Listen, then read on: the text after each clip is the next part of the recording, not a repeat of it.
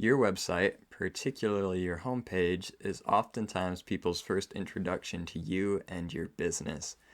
As such, it should be set up in a way that gives a good first impression and hopefully will turn visitors into customers. Your homepage should tell who you are, what you're offering, and how it can change your customers' lives for the better. In this video, we'll be going over what components you should have on your homepage, as well as how you should organize them to leave a great first impression and have your homepage be an asset to your business.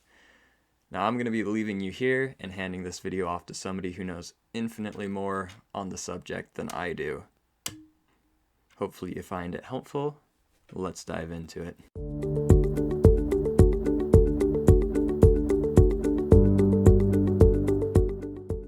Hey there, this video is to talk about the effective elements that should be on a homepage or landing page in order to make that web page do its job.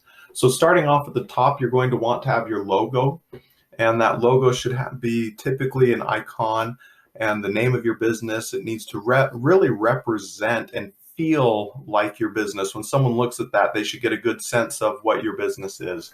Oftentimes, you'll put a few of the most important navigation links on the page. However, on some landing pages, it makes sense to actually pull that off to put additional emphasis on the primary message of the page as well as the call to action on the page. So depending on the circumstance, you may or may not want to have that. So oftentimes, you'll want to have a phone number right up at the top so that people can, if they're ready to take action, they can do that without getting lost on the site. Right below your primary header section is this nice main message. That main message in an ideal situation will be just 4 words, maybe 6 words, maximum of 8 or 10 words to really hone in on what you're offering and who you're offering it to. And then you'll have a supporting message down below that ideally is 8 to 12. So really between the two, you want 4 to 6 up top, another 8 to 12. You can see we have a call to action. Sometimes it's very beneficial to put a video that is talking about the same information that's on the page. Other times, if you don't have that video or you're uncomfortable producing that kind of a video or it doesn't fit the flow of the page, then omit that. But that can be an element that's very helpful for people right at the top. The next thing is that nice background image. We're going to take just a minute and talk through the design and layout. So you have your logo at the top, and then the other elements should represent and play from that logo and pull the colors from your brand and have the similar font families so that you have a consistent feel to your website. Additionally, the imagery really needs to also speak to the service you're offering. So this picture is a person on a computer, and we're trying to communicate the concept of doing design work, web work, computer work, being on the internet, as that was the feel we wanted to present. So that's why we picked that picture. So the imagery that you're putting on your site needs to be representative of the service you're offering. Next, and we represented this 2 different ways so that you could get a concept that the layout that we're doing is merely a presentation, but it's not set in stone that it needs to be presented in this manner, just the concepts of what content you should be putting there. So up here we have a couple of sections where you can have some benefits that they're going to get by doing business with you or by buying your product or by using your service. And you see here, you can hover over it and we can give additional information for each one of these benefits. So that's one presentation. Another presentation that you can pick would be to do a benefit summary, another 4 to 8 words of what benefits they receive, and then a supplemental statement down below that's a little more expansive, teaching them exactly what those benefits are and how they will receive those benefits. And then once again, you need to incorporate the same call to action down through the page. So we have one here, again in that next summary, in that next section rather. Down below that, we want to really help people feel like they can trust and that you're a reputable business and that you're there to help them accomplish their goals. And one of the best ways to do that is through social proof. So we dropped in a testimonial here. This could easily be a rotator of testimonials, or it can be in other areas, and we'll get into this lower on the page, but you could put in associative logos. So if you are certified with all these organizations, you could put that. Or if you've worked with a number of well-known established brands, or you're partnered with these brands and those customers trust those brands, putting that information there can be very helpful. The next section is to have clarity in your pricing and in your products. Sometimes a business doesn't want to put their pricing on the web and they want people to reach out to them. And if that's your business decision, totally get it and respect that. But what you need to do is help them have clarity in what your offering is. Help them understand what the different packages are.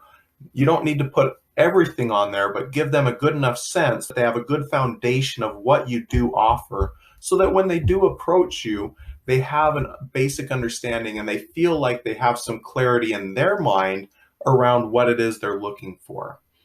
Now, the next section I'm calling frequently asked questions, but this can be a really fun one. If you as a business understand oftentimes some of the big objections people have to working with you or other companies, you can address that in this section.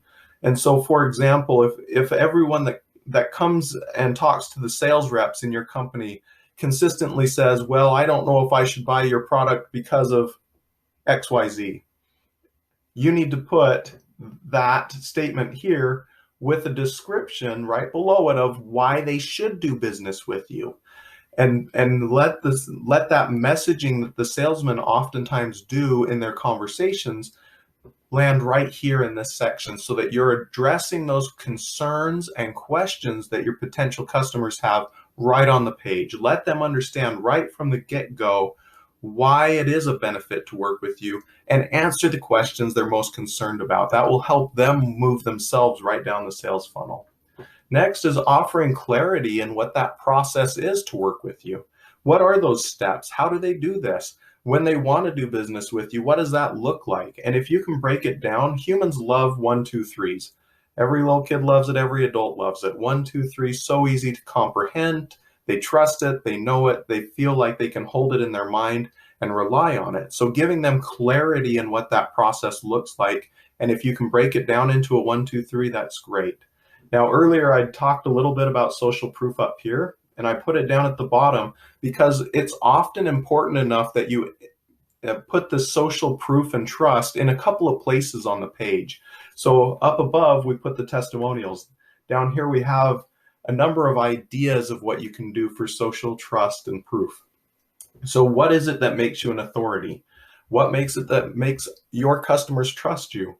What social proof do you have that you're a legitimate business? Do you have certifications? Do you have associative logos? So what other businesses are you associated with? What customers do you have? Do you have big name customers that are okay with you putting their logos on your site? Do you have a really high star rating with a lot of reviews? Are there accomplishments, certifications, and that sort of thing all help customers to feel like others trust you. And when they feel like others trust you, that allows them to trust you. Last thing you want to do, again, is have a final call to action at the bottom of the page. Once you've made it through all of that, we're down to the footer. The footer oftentimes is nice to have another reminder of who they're doing business with. So we sometimes will put a full logo down here along with some text that is beneficial. Maybe it restates who your company is, or your company message, your main message that you want to communicate to your potential customers, and then all the links that they're normally most concerned with finding so that they can easily navigate your site. And then, of course, make sure you've got your copyright.